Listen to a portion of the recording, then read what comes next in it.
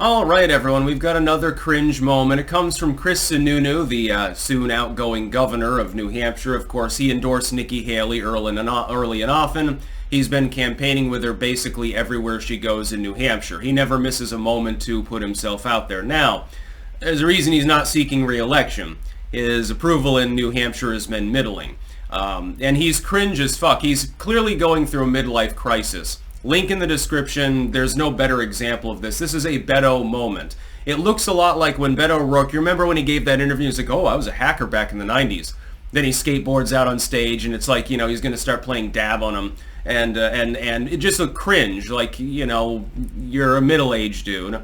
You're acting like you're 25 still. And it's just, you're retarded.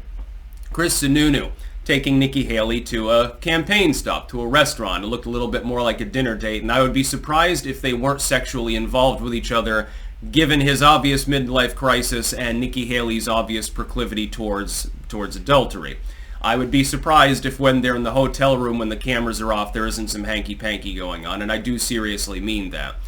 He pulls up in a fucking Mustang, and then they do, oh, we're driving in style now, woohoo, and Nikki Haley's like, oh, it's so cool. It's like, come on, just why don't you just put your hand on his stick shift while you're live streaming this so that it can just confirm to people what the fuck you're up to. You're not going to win New Hampshire. Sununu's career is over.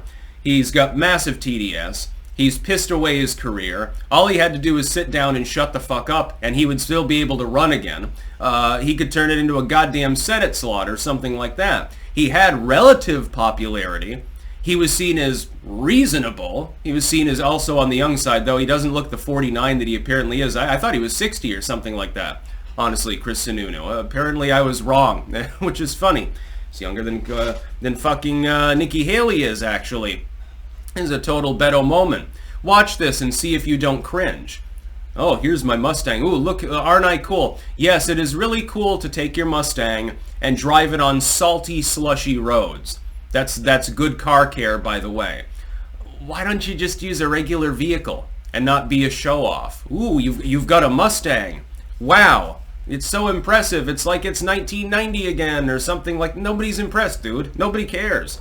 What they do care about is the fact that it made it look like Nikki Haley was getting juicy. Wait till this campaign stop is over. I'll pour some pints here, because she has a tendency to involve herself with alcoholism. She goes to bars and pours people drinks. She's thinks that this will cause them to vote for her. Wow, a presidential candidate poured me my cheap Bud Light. Wow, I'm totally Team Nikki now. I'm hawking for Haley. Yeah, I'm pandering, basically.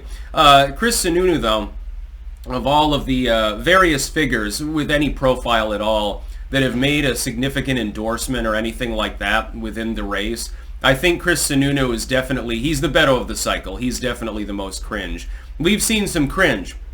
Look at Mike Pence's moment where he's like, well, that's not my concern, when he's asked about U.S. affairs and he'd rather ramble about the safety and sovereignty of Ukraine. That was cringe. It was ill-advised. This is more pure cringe, though. It's not really a mistake. It's just, optically speaking, it's off-the-wall fucking hilarious. Here you've got these two middle-aged individuals, and it's like they're reliving their 20s or something. And you imagine Chrissununu like 20 years ago, and he just got his tat, and he's all wearing a wife beater. He's pulling up. He's got a mullet, of course, at the time, probably. He's pulling up to get his hot date, who happens to be, I think, a half-decade older than him, in his special car. Woo. And then you go and destroy it by, again, driving on the salty, slushy roads. I haven't seen this much cringe so far this election cycle.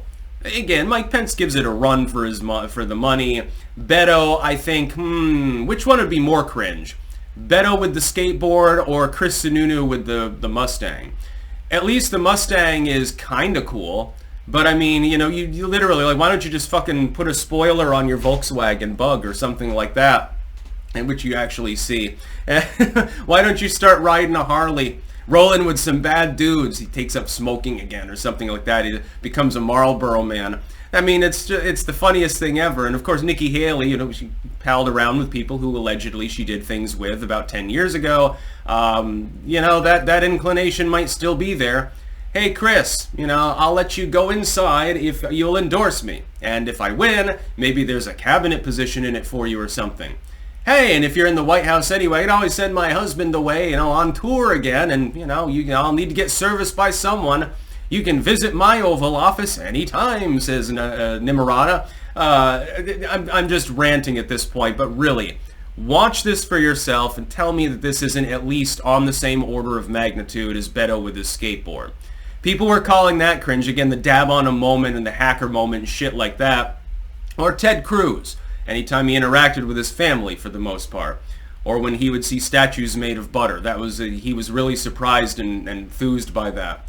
He's like the sort of person, he's like John Arbuckle. It's like his idea of a really exciting night is a box of Pepperidge Farm cookies and sorting his socks and underwear drawer. Chrissununu is a little bit less cringe than that until he gets behind the wheel and then all of a sudden, yeah, he's a bad dude. With Nikki Haley, yeah, she's a bad bitch candidate. She'll put you in your place. Can you imagine her girl bossing him behind the scenes too?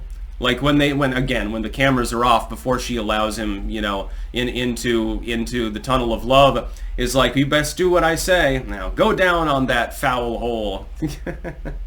Total Beto moment. Not really newsworthy, it's just I had to talk about it because it's just so fucking funny. That's about all. Peace out.